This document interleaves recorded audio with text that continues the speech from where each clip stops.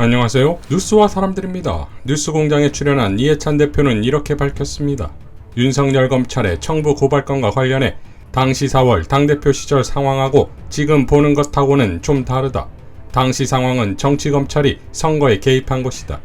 그 당시에 제가 당대표를 하고 있을 때 3가지 정도의 공작을 하고 있다는 제보를 받았었다. 그때 제가 언급한 적이 있었는데 감사원 쪽에서도 하나를 준비하고 있는 것 같고 검찰에서도 2개를 준비하고 있는 것 같다고 했는데 이번에 보니까 그 2개가 하나는 이거였고 하나는 유시민 건이고 그랬던 것 같다. 그러니까 그때 저희한테 준 제보가 상당히 정확했다. 이렇게 생각이 든다. 그래서 제가 그때 어떻게 했냐 하면 이런 3가지 정도의 공작이 있는 것 같은데 이게 실행이 되면 그냥 두지 않겠다. 사전에 경고한다. 이렇게 제가 공개적으로 발언한 적이 있다. 이게 지금 드러난 건 또 다른 차원이다. 그때는 선거에 개입을 한 것이고 어떻게 보면 청부 고발이라고 할까? 그게 아니고 법적으로 말한다면 교사행위다. 고발하라고 교사한 행위라고 볼 수 있는 것이다. 우리가 미리 경고를 했기 때문에 그런 행위를 하려고 하다가 안 한 것 같다. 그 당에 의해서 고발이 이루어지지는 않았는데 나중에 보니까 다른 유사 시민단체 이런 데를 통해서 이루어진 고발이 있지 않는가? 그러니까 이 고발 문건이 당에만 전달된 게 아니고 다른 단체 같은 데에도 전달됐을 가능성이 있는 것이다. 최강욱 의원 건 같은 경우는 4개월 후에 고발이 됐다. 그런데 고발 내용이 같지 않느냐? 틀린 주민등록 번호까지 똑같다는 것 아닌가? 관련자들의 행태 자체가 이 사실을 은폐하고 있다는 걸 방증하고 있다는 거라고 볼 수 있다. 그러니까 그 사람들의 말을 가지고 자꾸 논쟁을 하거나 판단할 의미는 없다는 생각이 든다. 그 당시 분위기가 어땠냐면 검찰의 분위기가 우리 의원들한테도 그런 로비들을 많이 했는데 이번 선거에서 그러니까 21대 총선에서 우리 당이 참패한다. 그러면 검찰개혁을 막을 수 있다. 그러니까 염려하지 말아라. 저쪽 당 의원들한테 그런 얘기를 많이 하고 다녔다. 그래서 제가 경고를 했다. 앞으로 더 이상 의원회관에 돌아다니는 검사가 있으면 내가 명단을 공개하겠다. 그런 로비들을 많이 했다. 이건 선거 개입 정도가 아니고 우리나라 민주주의 체제를 교란시키는 아주 국기문란 행위라고 봐야 한다.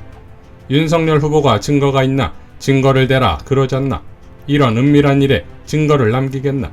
그렇기 때문에 수사 자체는 상당히 어려움을 겪을 거라고 생각이 든다.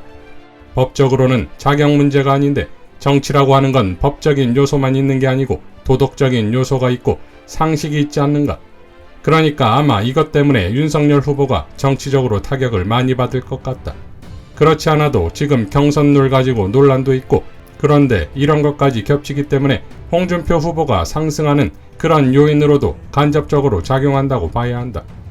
검찰에서 감찰을 하고 있으니까 감찰 결과를 보고 그러고 나서 감찰이 미흡하다든가 잘못된 거라고 생각이 되면 수사 촉구를 하고 수사 가지고도 또 그동안 검찰 관행으로 보면 제대로 안 되는 경우가 많기 때문에 그러면 그 다음 단계로 국정조사나 그건 국회가 직접 개입을 하게 되는 것이다.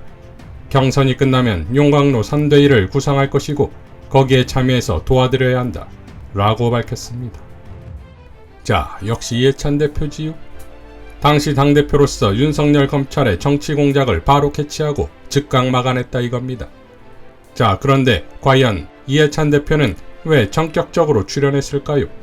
당연 윤석열 검찰의 총선 개입 사건이자 청부 고발건 당시 당대표로서 윤석열 검찰의 만행에 대한 증언과 해법을 제시하기 위한 것이겠으나 이면에는 이해찬 대표의 또 다른 메시지가 있다고 봅니다. 이해찬 대표의 발언대로 작년 4월 윤석열 검찰의 정치 공작은 이해찬의 민주당에는 감히 얼씬도 못했지요. 오히려 시도하려다 이해찬의 버럭에 혼쭐이 난 셈입니다. 그런데 같은 해 8월에는 고발 경로는 다르나 어쨌든 정치 공작을 재차 시도했다 이겁니다. 그런데 왜 하필 8월이었을까요? 8월은 민주당의 당대표가 교체되는 시기였습니다. 이해찬 체제에서 이낙연 체제로 바뀌는 시기였고 윤석열 검찰 입장에서는 이해찬이 없는 민주당을 그야말로 절호의 기회로 본 것이 아닐까요?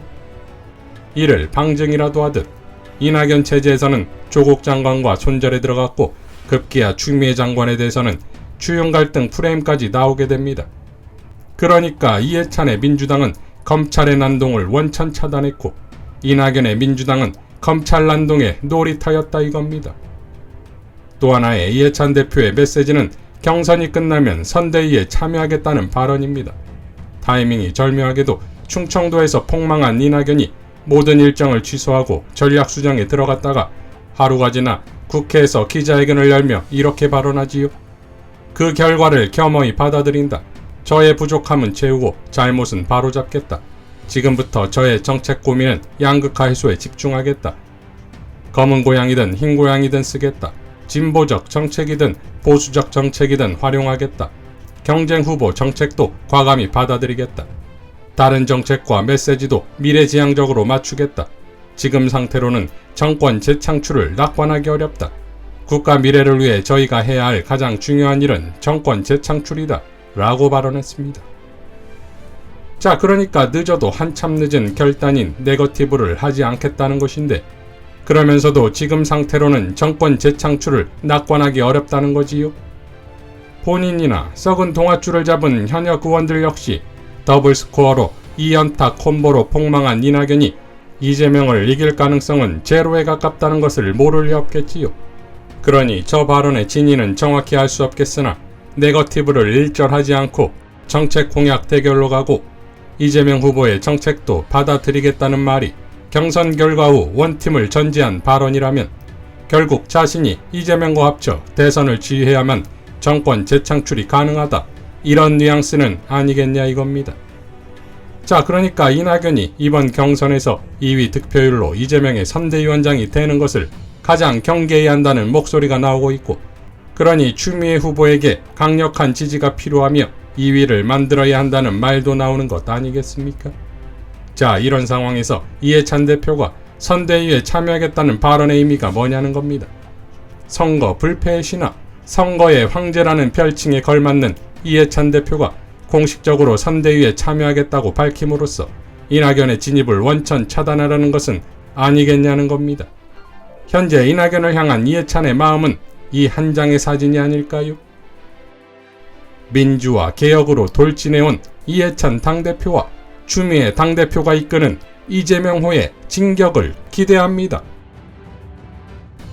자, 이해찬 대표의 발언 중 2건의 검찰의 정치 공작과 1건의 감사원 정치 공작이 있었지요. 추정컨대 감사원의 정치 공작은 당연 최재형의 월성원 건이 아니었겠습니까? 흥미롭게도 이해찬 대표의 감사원 정치 공작 발언이 있는 날 최재형은 이렇게 밝혔습니다. 월성 1호기 피해 보상은 언제 이루어질까요? 미국 사우스캐롤라이나주에서 원전 건설을 중단한 업체가 주민들에게 거액의 보상금을 물게 됐습니다. 미국 연방검찰은 원전 건립을 무산시킨 웨스팅하우스사가 주민들에게 245억 8천여만 원을 지급하기로 합의했다고 발표했습니다. 웨스팅하우스는 2011년 일본 후쿠시마 원전 사태가 발생하자 이리저리 시간을 끌다 사업을 접었습니다.